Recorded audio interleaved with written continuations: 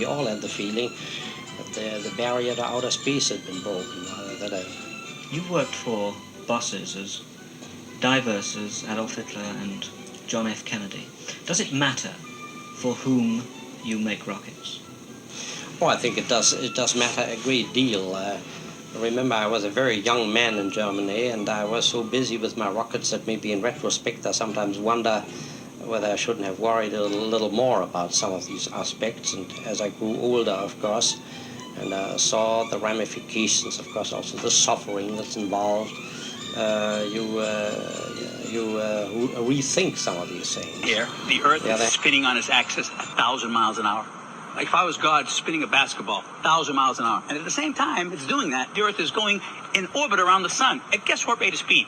66,000 miles an hour. 66,000 miles an hour, 1,000 miles an hour. And on top of that, the whole solar system's going through the Milky Way galaxy. At guess what rate of speed? 400,000 miles an hour. 400,000 miles an hour, 66,000 miles an hour, and 1,000 miles an hour. And to top it all off, as that's happening, the whole Milky Way galaxy is tearing through the universe. At guess what rate of speed?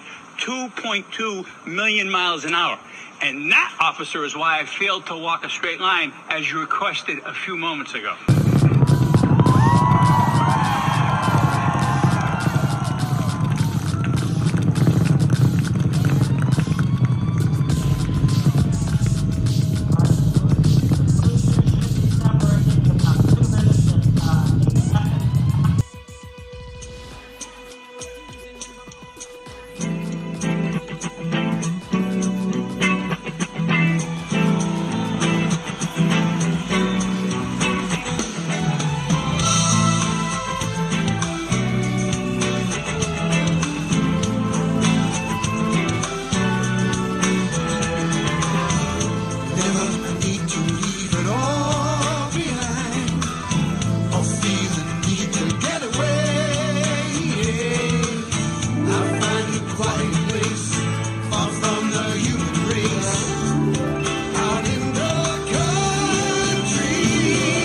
Things like learning how to grow plants without soil and being able to use that back on Earth to help with food security.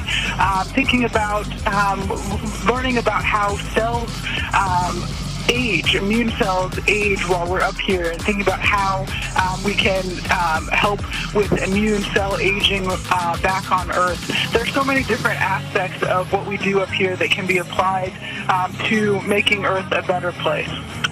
And everything you spoke of is about life, isn't it? And what we can do through food, through the growth of agriculture that feeds the species and the population, but also what we can do to improve the condition of human life in terms of sickness, and what we can do and discover in terms of treatment. That really is so exciting.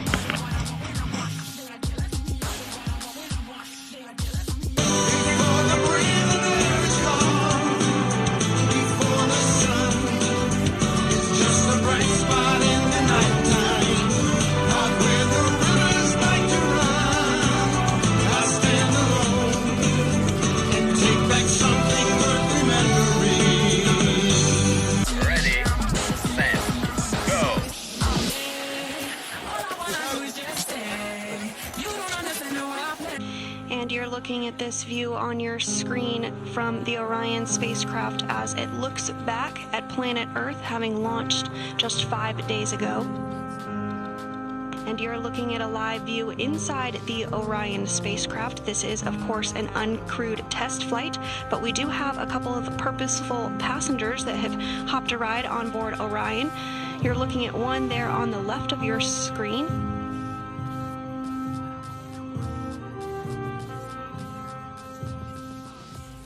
Tell us about this slingshot maneuver that was required. What is that and what happens from there? Slingshot maneuvers are absolutely incredible. It's a little bit like gravity assist. If anyone reads sci-fi books and novels, they talk about this a lot. We can use gravity to our advantage to move us around in different ways. And this is just one way. We slingshot around the moon to give us enough velocity to make it back to the Earth in a timely manner.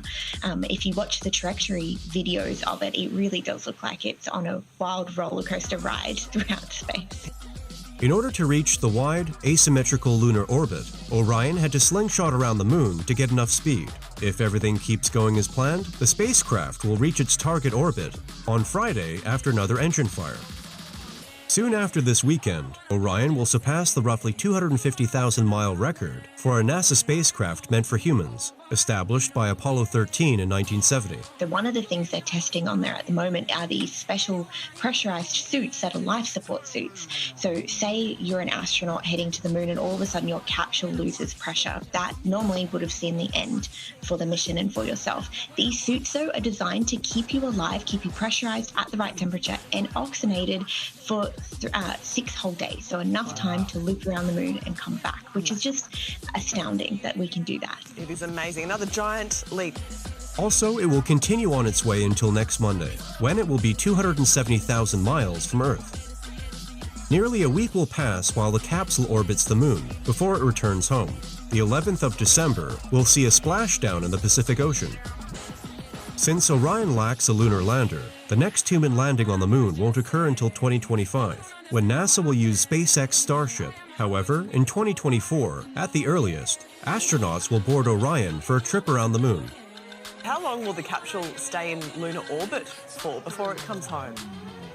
So it's making its way back very slowly, but it will start to speed up towards the Earth and it should touch down in one of our oceans on December 11th. So not too much longer to go.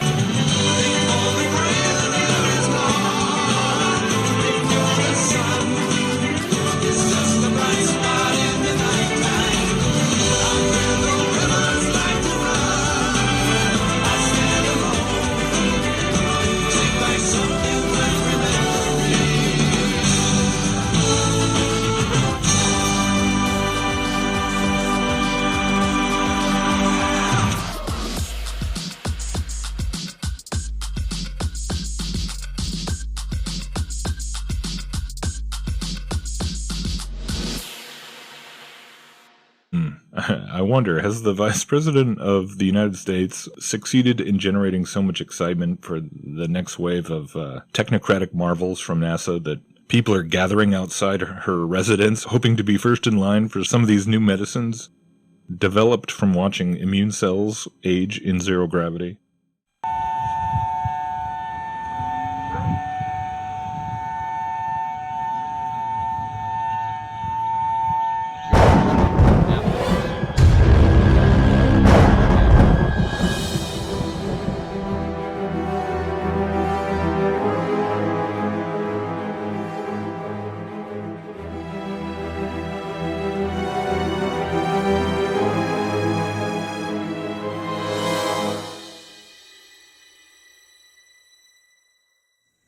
When I say Earth is round, you're not being open-minded by saying, you know, I wonder if it could also be flat.